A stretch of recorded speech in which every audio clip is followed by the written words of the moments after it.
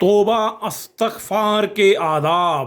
اعوذ باللہ من الشیطان الرجیم، بسم اللہ الرحمن الرحیم، الحمدللہ رب العالمین، والصلاة والسلام علیکہ یا رسول الکریم، رب اشرح لی صدری ویسر لی امری واحلل عقدۃ من لسانی یفقہوا قولی۔ توبہ کی قبولیت سے کبھی مایوس نہ ہو، کیسے ہی بڑے بڑے گناہ ہو گئے ہوں، توبہ سے اپنے نفس کو پاک کیجئے اور خدا سے پر امید رہیے۔ مایوسی کافروں کا شیوا ہے، مومنوں کی تو امتیازی خوبی ہی یہ ہے کہ وہ بہت زیادہ توبہ کرنے والے ہوتے ہیں اور کسی حال میں خدا سے مایوس نہیں ہوتے۔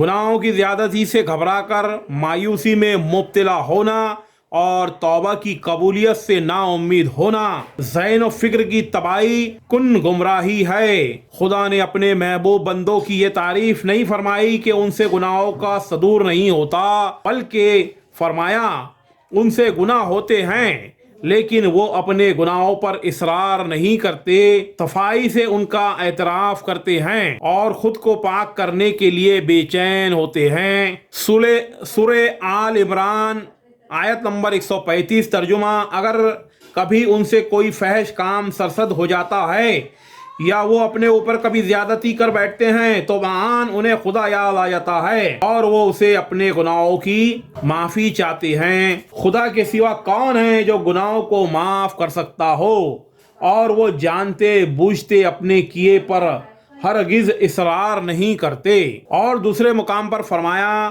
سورہ الاعراف 201 آیت نمبر ترجمہ: فی الواقع جو لوگ خدا سے ڈرنے والے ہیں ان کا حال یہ ہوتا ہے کہ کبھی شیطان کے اثر سے کوئی برا خیال اگر انہیں چھو بھی جاتا ہے تو وہ فوراً چوکنا ہو جاتے ہیں اور پھر انہیں صاف نظر آنے لگتا ہے کہ صحیح روش کیا ہے۔ اور نبی صلی اللہ علیہ وسلم نے ارشاد فرمایا، سارے کے سارے انسان خطا کار ہیں اور بہترین خطا کار وہ ہیں جو بہت زیادہ توبہ کرنے والے ہیں۔ ترمذی شریف۔ قرآن پاک میں خدا نے اپنے پیارے بندوں کی یہ امتیازی خوبی بیان فرمائی کہ وہ سحر کے اوقات میں خدا کے حضور گڑ گڑاتے ہیں اور توبہ استغفار کرتے ہیں، اور مومنوں کو تلقین فرمائی ہے کہ وہ توبہ استغفار کرتے رہیں اور یہ یقین رکھے کہ خدا ان کے گناہوں پر عفو و درگزر کا پردہ ڈال دے گا، اس لیے کہ وہ بڑا ہی معاف کرنے والا اور اپنے بندوں سے انتہائی محبت کرنے والا ہے۔ اور اپنے پروردگار سے مغفرت چاہو اور اس کے آگے توبہ کرو، بلا شبہ میرا رب بڑا ہی رحم فرمانے والا اور بہت ہی محبت کرنے والا ہے۔ سورہ ہود آیت نمبر 90۔ خدا کی رحمت سے ہمیشہ پر امید رہیے اور یہ یقین رکھیے کہ میرے گناہ خواہ کتنے ہی زیادہ ہو، خدا کی رحمت اس سے کہیں زیادہ وسیع ہے۔ سمندر کے جھاگ سے زیادہ گناہ کرنے والا بھی جب اپنے گناہوں پر شرمسار ہو کر خدا کے حضور گڑ گڑاتا ہے تو خدا اس کی سنتا ہے اور اس کو اپنے دامن رحمت میں پناہ دیتا ہے۔ سورہ الزمر آیت 53-54 ترجمہ: اے میرے وہ بندو جو اپنے جانوں پر زیادتی کر بیٹھے ہو، خدا کی رحمت سے ہرگز مایوس نہ ہونا، یقیناً خدا تمہارے سارے کے سارے گناہ معاف فرما دے گا، وہ بہت ہی معاف فرمانے والا اور بڑا ہی مہربان ہے۔ اور تم اپنے رب کی طرف رجوع ہو جاؤ اور اس کی فرما برداری بجا لاؤ، اس سے پہلے کہ تم پر کوئی عذاب آ پڑے اور پھر تم کہیں سے مدد نہ پا سکو۔ زندگی کے کسی حصے میں گناہوں پر شرمساری اور ندامت کا احساس پیدا ہو، اسے خدا کی توفیق سمجھیے اور توبہ کے دروازے کو کھلا سمجھیے۔ خدا اپنے بندوں کی توبہ اس وقت تک قبول فرماتا ہے جب تک ان کی سانس نہیں اکڑتی، البتہ سانس اکڑنے کے بعد جب انسان دوسرے عالم میں جھانکنے لگتا ہے تو توبہ کی گنجائش ختم ہو جاتی ہے۔ نبی صلی اللہ علیہ وسلم کا ارشاد ہے، خدا اپنے بندے کی توبہ قبول کرتا ہے مگر سانس اکھڑنے سے پہلے۔ ترمذی شریف۔ حضرت یوسف علیہ السلام کے بھائیوں نے ان کو اندھیرے کنویں میں ڈھکیل کر اپنی دانست میں انہیں ختم کر دیا، گویا وہ نبی صلی اللہ علیہ وسلم کے قتل کا گناہ کر بیٹھے اور ان کا کرتا خون میں رنگ کر اپنے باپ یعقوب علیہ السلام کو یقین دلانے کی کوشش کرنے لگے کہ یوسف مر گئے اور ان کو بھیڑیے نے اپنی غذا بنا لیا۔ لیکن ایسے عظیم گناہ کا ارتکاب کرنے کے کئی سال بعد جب ان میں اپنے جرم کا احساس ابھرتا ہے اور وہ شرمسار ہو کر اپنے والد سے درخواست کرتے ہیں کہ ابا جان ہمارے لیے خدا سے دعا کیجئے کہ خدا ہمارے گناہ کو معاف فرما دے۔ تو خدا کے پیغمبر حضرت یعقوب علیہ السلام یہ کہہ کر انہیں مایوس نہیں کرتے کہ تمہارا گناہ بہت عظیم ہے اور اس عظیم گناہ پر اب برسوں گزر چکے ہیں، لہذا اب معافی کا کیا سوال، بلکہ وہ ان سے وعدہ کرتے ہیں کہ میں ضرور تمہارے لیے اپنے پروردگار سے دعائے مغفرت کروں گا، اور انہیں یہ یقین دلاتے ہیں کہ خدا ضرور تمہیں معاف فرما دے گا، اس لیے کہ وہ بہت زیادہ درگزر کرنے والا اور بڑا ہی رحم فرمانے والا ہے۔ ان سب نے کہا کہ اے ابا جان، ہمارے گناہوں کی بخشش کے لیے دعا کیجئے، واقعی ہم بڑے خطا کار تھے۔ سورہ یوسف آیت 97۔ سورہ یوسف کی آیت 98 میں ترجمہ حضرت یعقوب نے کہا، میں اپنے رب سے تمہارے لیے ضرور معافی کی دعا کروں گا اور وہ تمہیں ضرور معاف فرما دے گا، یقیناً وہ بڑا ہی معاف کرنے والا اور انتہائی رحم فرمانے والا ہے۔ اے نبی صلی اللہ علیہ وسلم اور نبی صلی اللہ علیہ وسلم نے اپنی امت کو مایوسی کی تباہی سے بچانے کے لیے صحابہ رضی اللہ تعالیٰ عنہ کو ایک عجیب و غریب قصہ سنایا، جس سے سبق ملتا ہے کہ مومن عمر کے جس حصے میں بھی اپنے گناہوں پر شرمسار ہو کر سچے دل سے خدا کے حضور گڑ گڑائے گا تو وہ اپنے دامن مغفرت میں ڈھانپ لے گا اور کبھی نہیں دھتکارے گا۔ نبی صلی اللہ علیہ وسلم نے فرمایا کہ پچھلی قوم میں ایک شخص تھا جس نے 99 خون کیے تھے۔ اس نے لوگوں سے معلوم کیا کہ دنیا میں سب سے بڑا عالم کون ہے۔ لوگوں نے اس کو ایک خدا رسیدہ راہب کا پتہ دیا۔ وہ راہب کے پاس گیا اور بولا، حضرت میں نے 99 خون کیے ہیں، کیا میری توبہ بھی قبول ہو سکتی ہے؟ راہب نے کہا، نہیں، تمہاری توبہ قبول ہونے کی اب کوئی صورت نہیں۔ یہ سنتے ہی اس شخص نے مایوسی میں اس راہب کو بھی قتل کر دیا، اور اب پورے 100 افراد کا قتل تھا۔ اب اس نے پھر لوگوں سے دریافت کرنا شروع کیا کہ روئے زمین میں دین کا سب سے بڑا عالم کون ہے۔ لوگوں نے اس کو ایک راہب کا پتہ دیا۔ اب وہ توبہ کی غرض سے اس راہب کے خدمت میں پہنچا اور اس کو اپنے حالات بتاتے ہوئے کہا کہ حضرت میں نے 100 قتل کیے ہیں، یہ بتائیے کیا میری توبہ بھی قبول ہو سکتی ہے اور میری بخشش کی بھی کوئی صورت ہے؟ راہب نے کہا، کیوں نہیں، بھلا تمہارے اور توبہ کے درمیان میں کون سی چیز رکاوٹ بن سکتی ہے؟ تم فلاں ملک میں جاؤ، وہاں خدا کے کچھ برگزیدہ بندے خدا کی عبادت میں مصروف ہیں، تم بھی ان کے ساتھ خدا کی عبادت میں لگ جاؤ اور پھر کبھی اپنے وطن میں لوٹ کر نہ آنا، کیونکہ اب یہ جگہ دینی لحاظ سے تمہارے لیے مناسب نہیں ہے۔ یہاں تمہارے لیے توبہ پر قائم رہنا اور اصلاح حال کی کوشش کرنا بہت مشکل ہے۔ وہ شخص روانہ ہوا، ابھی آدھے راستے ہی پہنچا تھا کہ موت کا پیغام آ گیا۔ اب رحمت کے فرشتے باہم جھگڑنے لگے۔ رحمت کے فرشتوں نے کہا کہ یہ گناہوں سے توبہ کر کے خدا کی طرف متوجہ ہو کر ادھر آیا ہے۔ عذاب کے فرشتوں نے کہا، نہیں، ابھی اس نے کوئی بھی نیک عمل نہیں کیا ہے۔ یہ بات ہو ہی رہی تھی کہ ایک فرشتہ انسان کی صورت میں آیا۔ ان فرشتوں نے اس کو اپنا حکم بنا لیا کہ وہ ان دونوں کے درمیان کوئی فیصلہ کر دے۔ اس نے کہا، دونوں طرف کی زمین ناپو اور دیکھو کہ وہ جگہ یہاں سے قریب ہے جہاں سے یہ شخص آیا ہے، یا وہ جگہ یہاں سے قریب ہے جہاں اس شخص کو جانا تھا۔ فرشتوں نے زمین کو ناپا تو وہ جگہ قریب نکلی جہاں اس شخص کو جانا تھا۔ جاتے ہوئے راہ میں فرشتہ رحمت نے اس کی روح قبض کر لی اور خدا نے اس کو بخش دیا۔ بخاری مسلم کی حدیث میں ہے یہ حدیث۔ صرف خدا کے حضور اپنے گناہوں کا اقرار کیجئے، اس کے حضور گڑ گڑائیے، اس کے سامنے اپنی عاجزی، بے کسی، خطا کاری کا اظہار کیجئے۔ عجز وہ انکساری انسان کا وہ سرمایہ ہے جو صرف خدا ہی کے حضور پیش کیا جا سکتا ہے، اور جو بد نصیب اپنے عجز و احتیاج کا یہ سرمایہ اپنے ہی جیسے مجبور و بے بس انسانوں کے سامنے پیش کرتا ہے، تو پھر اس دیوالیے کے پاس خدا کے حضور پیش کرنے کے لیے کچھ نہیں رہ جاتا، اور وہ ذلیل و رسوا ہو کر ہمیشہ کے لیے در در کی ٹھوکریں کھاتا ہے اور کہیں عزت نہیں پاتا۔ خدا کا ارشاد ہے، سورہ کہف آیت 58، ترجمہ، اور آپ کا پروردگار گناہوں کو ڈھانپنے والا اور بہت زیادہ رحم فرمانے والا ہے۔ اگر وہ ان کے کرتوتوں پر ان کو فوراً پکڑنے لگے تو عذاب بھیج دے، مگر اس نے اپنی رحمت سے ایک وقت ان کے لیے مقرر کر رکھا ہے، اور یہ لوگ بچنے کے لیے اس کے سوا کوئی پناہ گاہ نہ پائیں گے۔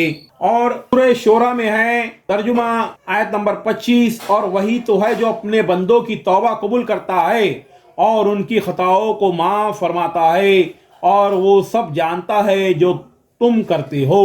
دراصل انسان کو یہ یقین رکھنا چاہیے کہ فوز و فلاح کا ایک ہی دروازہ ہے، اس دروازے سے جو دھتکار دیا گیا پھر وہ ہمیشہ کے لیے ذلیل اور محروم ہو گیا۔ مومنانہ طرز فکر یہی ہے کہ بندے سے خواہ کیسا ہی بھلا کیسا بھی گناہ نہ ہو جائے، اس کا کام یہ ہے کہ وہ خدا ہی کے حضور گڑ گڑائے اور اس کے دامن پر اپنے ندامت کے آنسو ٹپکائے۔ بندے کے لیے خدا کے سوا کوئی اور دروازہ نہیں جہاں اسے معافی مل سکے، اسی در کا فقیر ہے، اسی پر وہ اسے بھی جو عظیم مرتبہ ملا ہے اسی در سے ملا ہے، اور اس کی عظمت کا راز بھی یہی ہے کہ وہ خدا کا سب سے زیادہ عاجز بندہ ہوتا ہے اور عام انسانوں کو مقابلے میں کہیں زیادہ خدا کے حضور گڑ گڑاتا ہے۔ نبی صلی اللہ علیہ وسلم کا ارشاد ہے، لوگوں خدا سے اپنے گناہوں کی معافی چاہو اور اس کی طرف پلٹ آؤ، مجھے دیکھو میں دن میں 100 بار خدا سے مغفرت کی دعا کرتا رہتا ہوں۔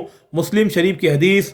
منافقوں کا ذکر کرتے ہوئے خدا نے فرمایا، سورہ توبہ آیت 96، ترجمہ، یہ منافقین آپ کے سامنے قسمیں کھائیں گے کہ آپ ان سے راضی ہو جائیں، اگر آپ ان سے راضی بھی ہو گئے تو خدا ہرگز ایسے بے دینوں سے راضی نہ ہوگا۔ قرآن پاک میں حضرت کعب رضی اللہ تعالیٰ عنہ بن مالک کا عبرت انگیز واقعہ ہمیشہ کے لیے سبق ہے کہ بندہ سب کچھ سہے، ہر آزمائش برداشت کرے، لیکن خدا کے در سے اٹھنے کا قصور تک دل میں نہ لائے۔ دین کی راہ میں آدمی پر جو کچھ بیتے، خدا کی طرف سے اس کو جتنا بھی روندا جائے وہ اس کی زندگی کو چمکانے اور اس کے درجات کو بلند کرنے کا ذریعہ ہے۔ یہ بے عزتی دائمی عزت کا یقینی راستہ ہے، اور جو خدا کے دروازے کو چھوڑ کر کہیں عزت تلاش کرتا ہے اس کو کہیں بھی عزت میسر نہیں آ سکتی، وہ ہرگز ذلیل ہوگا اور زمین و آسمان کی کوئی ایک آنکھ بھی اس کو عزت کی نظر سے نہیں دیکھ سکتی۔ سورہ توبہ آیت 118 ترجمہ، اور ان تینوں کو بھی خدا نے معاف کر دیا جن کا معاملہ ملتوی کر دیا گیا تھا جب زمین اپنی ساری وسعتوں کے باوجود ان پر تنگ ہو گئی اور ان کی جانیں بھی ان پر بار ہونے لگی، اور انہوں نے جان لیا کہ خدا سے بچنے کے لیے کوئی پناہ گاہ نہیں ہے سوائے اس کے کہ خود اسی کی پناہ لی جائے، تو خدا اپنی مہربانی سے ان کی طرف پلٹتا کہ وہ اس کی طرف پلٹ آئیں۔ بلا شبہ وہ بڑا ہی معاف فرمانے والا اور انتہائی مہربان ہے۔ ان تینوں بزرگوں سے حضرت کعب بن مالک رضی اللہ تعالیٰ عنہ، حضرت مرارہ بن ربیع رضی اللہ تعالیٰ عنہ، حضرت ہلال بن امیہ رضی اللہ تعالیٰ مراد ہے۔ وہ ان تینوں کی مثال توبہ رہتی زندگی تک کے لیے مومنوں کے واسطے مشعل راہ ہے۔ حضرت کعب بن مالک رضی اللہ تعالیٰ عنہ جو بڑھاپے میں نابینا ہو گئے تھے، اپنے صاحبزادے کے سہارے چلا کرتے تھے، انہوں نے خود اپنی مثال توبہ کیا نصیحت آموز واقعہ اپنے بیٹے سے بیان کیا تھا جو حدیث کی کتابوں میں محفوظ ہے۔ غزوہ تبوک کی تیاری کے زمانے میں جب نبی صلی اللہ علیہ وسلم مسلمانوں کو غزوہ میں شریک ہونے پر ابھارا کرتے تھے، میں بھی ان صحبتوں میں شریک رہتا۔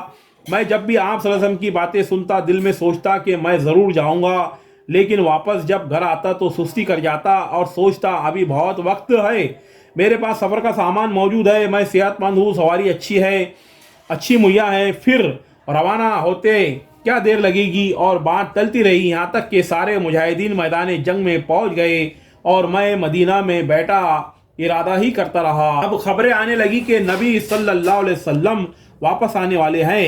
ایک دن معلوم ہوا کہ آپ صلی اللہ علیہ وسلم واپس آ گئے اور حسب معمول مسجد میں ٹھہرے ہوئے ہیں۔ میں بھی مسجد میں پہنچا، یہاں منافقین حضور صلی اللہ علیہ وسلم کی خدمت میں پہنچ رہے تھے اور لمبی چوڑی قسمیں کھا کر اپنے عذرات پیش کر رہے تھے۔ نبی اکرم صلی اللہ علیہ وسلم ان کی بناوٹی باتیں سن کر ان کی ظاہری عذر قبول کر رہے تھے اور فرماتے جاتے تھے، خدا تمہیں معاف کرے۔ جب میری باری آئی تو نبی صلی اللہ علیہ وسلم نے مجھ سے کہا، کہو تمہیں کس چیز نے روک دیا تھا؟ میں نے دیکھا کہ آپ صلی اللہ علیہ وسلم کی مسکراہٹ میں غصے کے آثار ہے، اور میں نے صاف بات کہہ ڈالی، اے خدا کے رسول، واقعہ یہ ہے کہ مجھے کوئی عذر نہ تھا، میں صحت مند تھا، خوشحال تھا، سواری بھی میرے پاس موجود تھی، بس میری سستی غفلت نے مجھے اس سعادت سے محروم رکھا۔ میری صاف بات سن کر نبی صلی اللہ علیہ وسلم نے فرمایا، اچھا جاؤ اور انتظار کرو کہ خدا تمہارے معاملے میں کوئی فیصلہ فرمائے۔ میں اٹھا اور اپنے قبیلے کے لوگوں میں آ بیٹھا۔ قبیلے کے لوگوں نے مجھے برا بھلا کہنا شروع کیا کہ تم نے کوئی بات کیوں نہ بنا دی، تم تو ہمیشہ دین کے کاموں میں پیش رہے ہو، لیکن جب مجھے یہ معلوم ہوا کہ میرے دو اور ساتھی بھی اسی طرح سچی بات کہی ہے تو میرا دل مطمئن ہو گیا اور میں نے طے کر لیا کہ میں اپنی سچائی پر جمع رہوں گا۔ اس کے بعد نبی صلی اللہ علیہ وسلم نے عام اعلان فرمایا کہ ہم تینوں سے کوئی بات نہ کرے۔ یہ اعلان ہوتے ہی میرے لیے مدینے کی زمین بالکل بدل گئی اور میں اپنوں میں بے یار و مددگار بالکل اجنبی بن کر رہ گیا۔ کوئی بھی معاشرے میں مجھ سے سلام کلام نہ کرتا۔ ایک دن جب میں بہت زیادہ اکتا گیا اور طبیعت بہت گھبرائی تو اپنے ایک بچپن کے دوست چچا زاد بھائی ابو قتادہ رضی اللہ تعالیٰ عنہ کے پاس گیا۔ میں نے جا کر سلام کیا، لیکن اس خدا کے بندے نے سلام کا جواب تک نہ دیا۔ میں نے پوچھا، ابو قتادہ رضی اللہ تعالیٰ عنہ، میں تمہیں خدا کی قسم دے کر پوچھتا ہوں، بتاؤ کیا مجھے خدا اور اس کے رسول سے محبت نہیں ہے؟ وہ خاموش رہے۔ میں نے پھر پوچھا، لیکن انہوں نے کوئی جواب نہیں دیا۔ تیسری بار جب میں نے قسم دے کر پوچھا تو بس انہوں نے اتنا کہا، خدا اور خدا کے رسول ہی بہتر جانتے ہیں۔ میرا دل بھر آیا اور میری آنکھوں سے آنسو ٹپکنے لگے اور میں اپنا غم لیے ہوئے واپس آ گیا۔ انہی دنوں بازار میں شام کے ایک تاجر نے مجھے شاہ غسان کا ایک خط دیا۔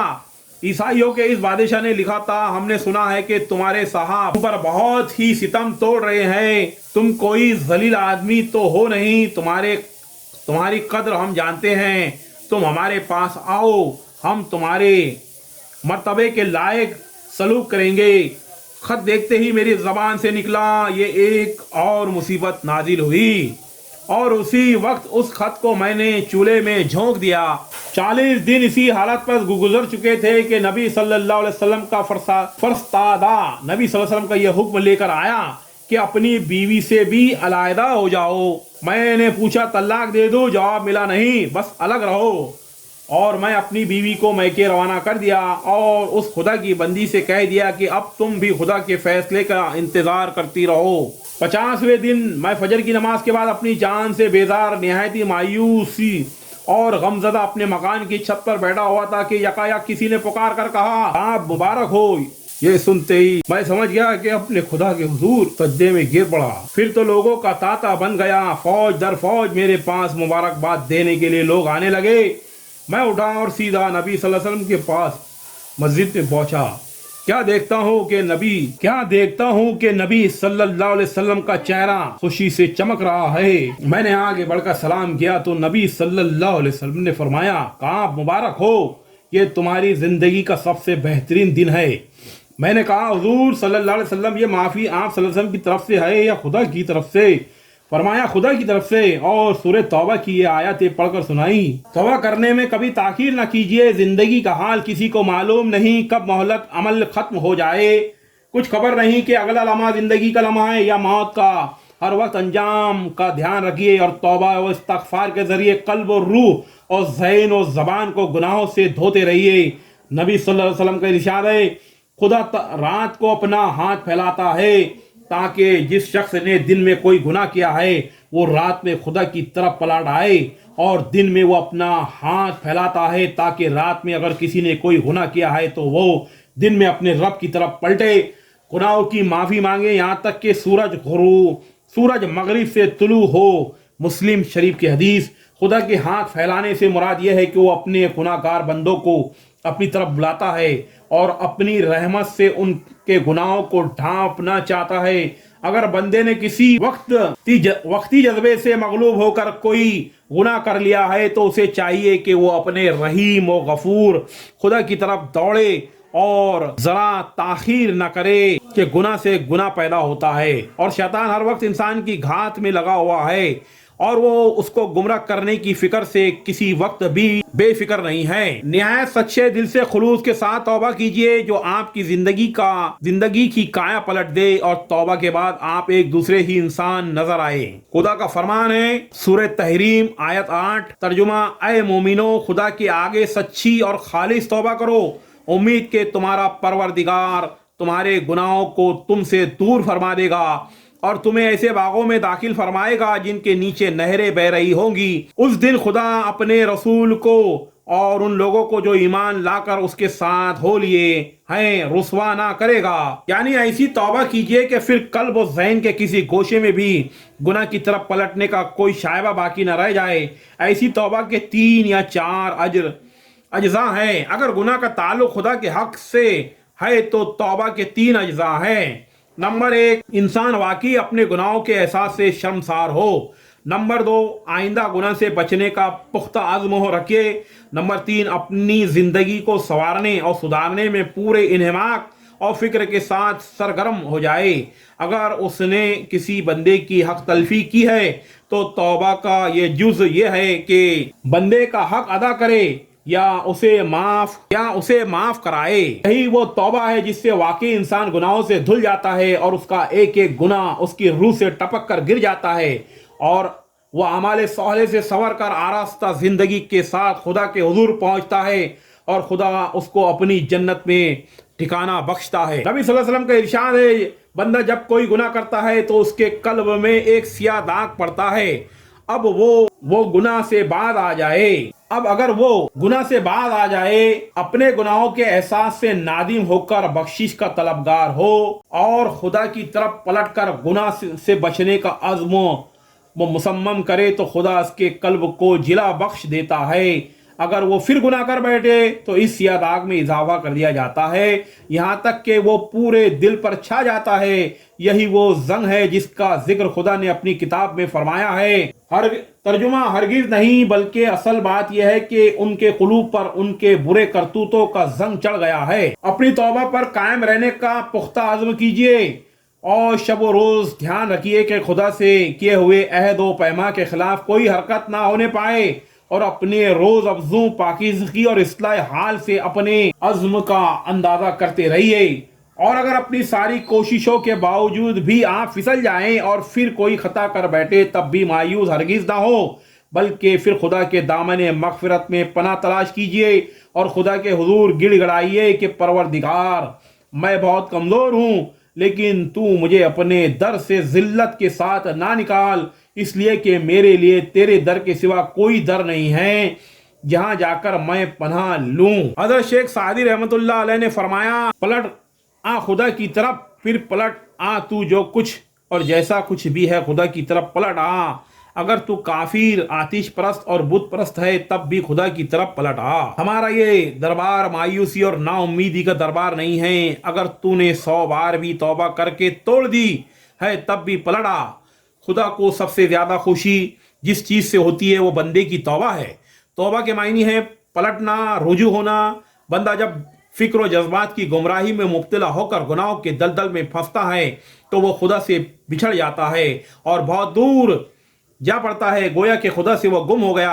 اور جب وہ پلٹتا ہے اور شرمسار ہو کر خدا کی طرف متوجہ ہوتا ہے تو یوں سمجھیے کہ گویا خدا کو اپنے گم شدہ بندہ پھر مل گیا۔ اس پوری کیفیت کو نبی صلی اللہ علیہ وسلم نے انتہائی بلیغ تمثیل میں یوں بیان فرمایا ہے۔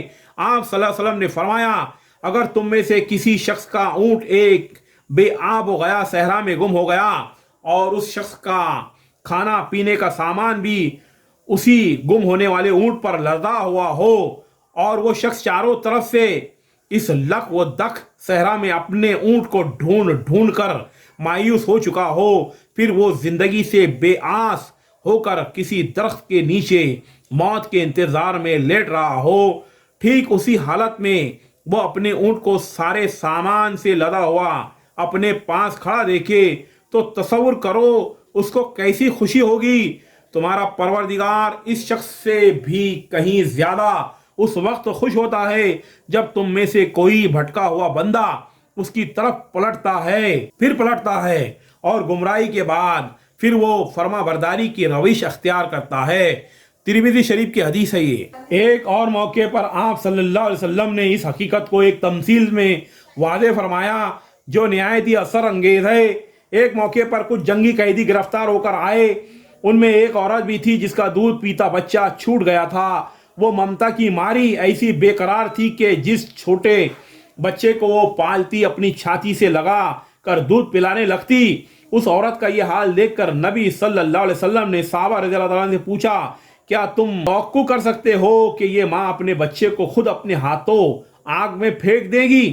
साहबा रज़ी अल्लाह तआला ने कहा, या रसूल अल्लाह, खुद फेंकना तो दरकिनार, वो अगर गिरता हो तो ये जान की बाजी लगाकर उसको बचाएगी। उस पर नबी सल्लल्लाहु अलैहि वसल्लम ने इरशाद फरमाया, खुदा अपने बंदों पर इससे भी ज्यादा रहीम व मेहरबान है जितनी ये माँ अपने बच्चे पर मेहरबान है। तौबा इस्तग़फ़ार बराबर करते रहिए। सुबह से शाम तक इंसान से नामालूम कितनी खताएं होती रहती हैं और बाज़ औक़ात खुद इंसान को उनका शऊर नहीं हो पाता। ये ना सोचिए कि कोई बड़ा गुनाह हो जाने पर ही तौबा की ज़रूरत है। इंसान हर वक्त तौबा इस्तग़फ़ार का मोहताज है और कदम कदम पर उससे कोताहियाँ होती रहती है। खुद नबी सल्लल्लाहु अलैहि वसल्लम दिन में 70 बार और 100 बार तौबा इस्तग़फ़ार फरमाते थे। बुखारी और मुस्लिम। जो गुनहगार तौबा करके अपनी ज़िंदगी को सुधार ले उसको कभी हकीर ना समझिए। हज़रत इमरान बिन हुसैन रज़ियल्लाहु तआला अन्हु दौरे रिसालत का एक वाक़या बयान फरमाते हैं कि कबीले जुहैना की एक औरत नबी सल्लल्लाहु अलैहि वसल्लम की खिदमत में हाजिर हुई जो बदकारी के नतीजे में हामिला हो गई थी। कहने लगी, या रसूल अल्लाह, मैं ज़िनाकारी की सज़ा की मुस्तहिक़ हूँ, मुझ पर शरई हद कायम फरमाइए और मुझे सज़ा दीजिए। नबी सल्लल्लाहु अलैहि वसल्लम ने उस औरत के वली को बुलाया और उससे कहा कि तुम उसके साथ अच्छा सलूक करते रहो और जब इसका बच्चा पैदा हो जाए तो उसको मेरे पास ले आना। विलादत के बाद जब वो औरत आई तो आप सल्लल्लाहु अलैहि वसल्लम ने हुक्म दिया कि इसके कपड़े उसके जिस्म पर बांध दिए जाएं ताकि संसार होते वक्त खुल ना जाए और बेपर्दगी ना हो। इसको संसार करने का हुक्म दिया और वो संसार कर दी गई। फिर नबी अकरम सल्लल्लाहु अलैहि वसल्लम ने उसके जनाजे की नमाज पढ़ी तो हज़रत उमर रज़ी अल्लाह तआला अन्हु ने नबी सल्लल्लाहु अलैहि वसल्लम से कहा, या रसूल अल्लाह सल्लल्लाहु अलैहि वसल्लम, आप उसके जनाजे की नमाज पढ़ रहे हैं, ये तो बदकारी कर चुकी है। इस पर नबी सल्लल्लाहु अलैहि वसल्लम ने फरमाया, उसने तौबा कर ली और ऐसी तौबा कि अगर उसकी तौबा मदीने के 70 आदमियों पर तकसीम कर दी जाए तो सबकी निजात के लिए काफ़ी हो जाए। तुमने उससे अफजल किसी को देखा है जिसने अपनी जान खुदा के हुजूर पेश कर दी। सैयदुल इस्तग़फ़ार का एहतमाम कीजिए। नबी सल्लल्लाहु अलैहि वसल्लम ने हज़रत शद्दाद बिन औस रज़ियल्लाहु ताला अन्हु को बताया कि सैयदुल इस्तग़फ़ार यानी सबसे उम्दा दुआ ये है, अल्लाहुम्मा अंत रब्बी ला इलाहा इल्ला अंता खलक़तनी व अना अब्दुका व अना अला अहदिका व वअदिका मा अस्तअतु औज़ु बिका मिन शर्रि मा सनअतु अबू लका बिनिअमतिका अलैया व अबू बिज़ंबी फ़ग़फ़िरली ज़ुनूबी फ़इन्नहु ला यग़फ़िरु ज़ुनूबा इल्ला अंत। बुखारी व तिरमिज़ी शरीफ की हदीस है। तर्जुमा, खुदाया तू मेरा परवरदिगार है, तेरे सिवा कोई माबूद नहीं। तूने मुझे पैदा किया, मैं तेरा बंदा हूँ और मैंने तुझसे बंदगी और इताअत का जो ऐद व पैमा बांधा है उस पर अपने बस भर भी कायम रहूँगा और जो गुनाह भी मुझसे सरजद हुए उनके नताइज बद से बचने के लिए मैं तेरी पनाह का तालिब हूँ। तूने मुझे जिन जिन नेमतों से नवाजा है उनका मैं इकरार करता हूँ और मुझे एतराफ़ है कि मैं गुनहगार हूँ। बस ऐ मेरे परवरदिगार, मेरे जुर्म को माफ़ फरमा दे, तेरे सिवा मेरे गुनाहों को और कौन माफ़ करने वाला है। ये बुखारी और तिरमिज़ी शरीफ की हदीस है। बुखारी शरीफ की हदीस में इस सैयदुल इस्तग़फ़ार के ताल्लुक़ के नबी सल्लल्लाहु अलैहि वसल्लम ने फरमाया, फजर की नमाज के बाद अच्छे दिल से सैयदुल इस्तग़फ़ार पढ़ता है, अगर वो मगरिब से पहले उसका अगर इंतकाल होता है तो वो जन्नती है, और अगर कोई मगरिब के बाद में इस दुआ को पढ़ता है, इस सैयदुल इस्तग़फ़ार को पढ़ता है और वो फजर के पहले अगर उसका इंतकाल होता है तो वो जन्नती है। नाज़रीन, मैंने आपके सामने इस्तग़फ़ार के आदाब बयान किए। वीडियो आपको अगर पसंद आई तो आप हमारे चैनल ज़ुबैर नज़ीर सर को सब्सक्राइब कीजिए, लाइक कीजिए, शेयर कीजिए ताकि ज़्यादा से ज़्यादा लोग इससे इस्तेफ़ादा हासिल करें। मैं ज़ुबैर नज़ीर सर और एडिटर अबू बकर मिलते हैं नए वीडियो में नई मालूमात के साथ। अल्लाह हाफिज़।